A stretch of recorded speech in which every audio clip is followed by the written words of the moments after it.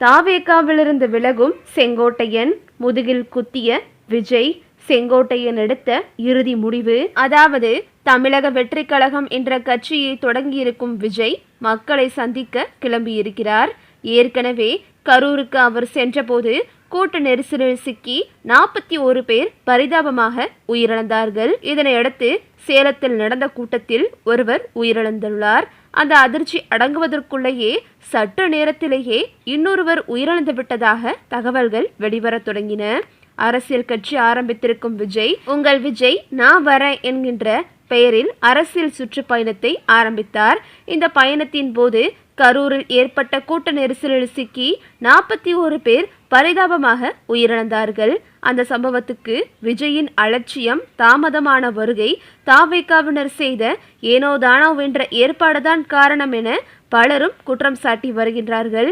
அது மட்டுமின்றி சம்பவம் நடந்த இடத்துக்கு விஜய் நேரில் செல்லாததும் ஏகப்பட்ட விமர்சனங்களை சந்தித்தது. இது மட்டுமின்றி பாதிக்கப்பட்டவர்களை மாமல்லபுரத்திற்கு நேரில் வரவழைத்து ஆறுதல் சொன்னதும் பெரிய கண்டனத்தை பெற்றுக் கொடுத்தது. துக்கம் நடந்த வீட்டிற்கு நேரில் சென்றுதான் ஆறுதல் சொல்ல வேண்டுமே தவிர நிதி உதவி, பொருளுதவி அளிப்பது போல் நேரில் வரவழைத்து சொல்வது மனித மாண்பே இல்லை. இப்படிப்பட்ட ஐடியாவை எல்லாம் விஜய்க்கு யார்தான் கொடுக்கிறார்கள்? இப்பொழுதே இப்படி என்றால் ஆட்சிக்கு வந்தால் இன்னும் என்னென்னலாம் செய்வாரோ என்று ஏகப்பட்ட அம்புகள் அவர் மீது பாயத் தொடங்கின. கரூர் பிரச்சனை பெரிய அதிர்வலைகளை ஏற்படுத்தின. இந்த விவகாரம் தொடர்பாக சிபிஐ விசாரணையும் தொடங்கியது. இனிமேல் விஜயின் கூட்டங்களில் இது போன்ற அசம்பாவிதங்கள் நடக்காது என்றுதான் அனைவருமே எதிர்பார்த்தார்கள். அந்த நம்பிக்கையோடு தான் சேலத்தில் விஜய் நடத்திய கூட்டத்தில் பலரும் பங்கேற்றார்கள். கொளுத்தும் வெயிலையும் பொருட்படுத்தாமல் விஜயின் 20 நிமிட பேச்சை கேட்டார்கள். ஆனால் கூட்டத்தில் பங்கேற்றவர்களுக்கு முறையான அடிப்படை வசதியை இந்த முறையும் தாவேகாவினர் செய்யவில்லை. கிட்டத்தட்ட 3 மணி நேரத்திற்கும் மேலாக வெயிலில் நின்றதன் காரணமாக மயங்கி விழுந்து சுராஜ் என்ற இளைஞர் உயிரிழந்தார். இது மிகப்பெரிய சோகத்தை ஏற்படுத்தியது. இந்த அதிர்ச்சி அடங்குவதற்குள் இன்னொரு தகவலும் வெளியாக ஆரம்பித்திருக்கிறது. அதாவது சுராஜ் மட்டுமின்றி சேலம் கூட்டத்தில் இன்னொருவர் உயிரிழந்து விட்டதாக தகவல்கள் வெளிவரத் தொடங்கின. இது மேற்கொண்டு பரபரப்பை ஏற்படுத்தியது. தாவேகாவினர் கூட்டத்திற்கான அடிப்படை வசதிகளை துளி கூட செய்யாததுதான் இந்த உயிரிழப்புக்கு காரணம் என பலரும் கூற ஆரம்பித்தார்கள். மேலும் விஜயின் கூட்டங்கள் வர வர பிணக்கிடங்குகளாக மாறத் தொடங்கிவிட்டதாகவும் விமர்சன அம்புகள் பாயத் தொடங்கி இருக்கின்றன. இதையெல்லாம் விட்டுவிட்டு அவரை வழக்கம் போல் எதை பற்றியும் கவலைப்படாமல் தான் இருந்து கொண்டிருக்கிறார். அதுபோல் தூத்துக்குடி மாவட்ட பெண் நிர்வாகி அஜிதா அக்னேல் தனக்கு பதவி கொடுக்காததால் விஜயின் காரை மறித்து முறையிட சென்றார். ஆனால் விஜயை அவரை ஒரு பெண் என்றும் கூட உதாசீனப்படுத்திவிட்டு சென்றார். இதனால் தொடர் மன உளைச்சலால் அந்த பெண் தற்கொலை முயற்சி செய்தபோது விஜயோ அவர் சொல்லி ஏதாவது ஒரு கட்சி நிர்வாகியோ அஜிதாவை பார்க்க மருத்துவமனைக்கு கூட செல்லவில்லை. அதாவது விஜய் கட்சி ஆரம்பித்ததற்கு முன்பே பலர் விஜய் மக்கள் இயக்கத்தில் கை காசை போட்டு நிறைய நலத்திட்ட உதவிகளை செய்துள்ளனர். ஆனால் அவர்களுக்கெல்லாம் உரிய பதவியோ மரியாதையோ கிடைக்கவில்லை என்பதால் பலர் அதிருப்தியில் இருந்து வருகிறார்கள். இந்த நிலையில் தாவேகா சார்பில் விருப்பமனு விநியோகம் செய்யப்பட்டு வந்தது. தேர்தல் அறிக்கை தயாரிப்பு குழு அமைக்கப்பட்டது. இந்த சூழலில் கடந்த 10ஆம் தேதி மாவட்ட செயலாளர் கூட்டம் புஷி ஆனந்தின் தலைமையில் நடந்தது. அப்போது சில மாவட்டங்களின் பெயர்களை குறிப்பிட்டு அங்கெல்லாம் மாவட்ட செயலாளர்களுக்கு சீட் கிடைக்கவில்லை என்றால் அங்கு நிறுத்தப்படும் வேட்பாளரை தளபதி விஜயாக கருதி அவரின் வெற்றிக்காக உழைக்க வேண்டும் என்று கூறினாராம். இது பலருக்கும் அதிர்ச்சியை ஏற்படுத்தியது. கட்சி தொடங்கும் முன்பே நலத்திட்டங்களை செய்து விஜய்க்காகவே உழைத்து கொண்டிருக்கும் தங்களுக்கு சீட்டில்லை என்பதால் அவர்கள் தாவேகாவிலிருந்து விலக முடிவெடுத்துள்ளனராம். மாவட்ட நிர்வாகிகள் அப்படியே கூண்டோடு விலகி திமுகவில் இணைய முடிவெடுத்துள்ளதாக தகவல்கள் வெளிவந்துள்ளது. இது விஜயின் காதுகளுக்கு சென்றதால் அவர் பெரும் அதிர்ச்சி அடைந்ததாகவும் சொல்லப்படுகிறது. இது ஒரு புறம் இருக்க 2026 சட்டமன்ற தேர்தலை முன்னிட்டு தமிழக வெற்றி கழகத்தின் சார்பில் போட்டியிட விரும்புவோருக்கு சென்னை பனையூர் அலுவலகத்தில் கடந்த 6ஆம் தேதி முதல் விருப்ப மனுக்கள் வழங்கப்பட்டன. முதல் நாளிலேயே மனுக்கள் அதிக அளவில் வெற்றி தீர்ந்ததாக கட்சி தரப்பில் கூறப்பட்டது. மனு பெற வந்தோர் எண்ணிக்கை அதிகமாக இருந்ததால் அலுவலகத்தில் கூட்ட நெரிசல் ஏற்பட்டது.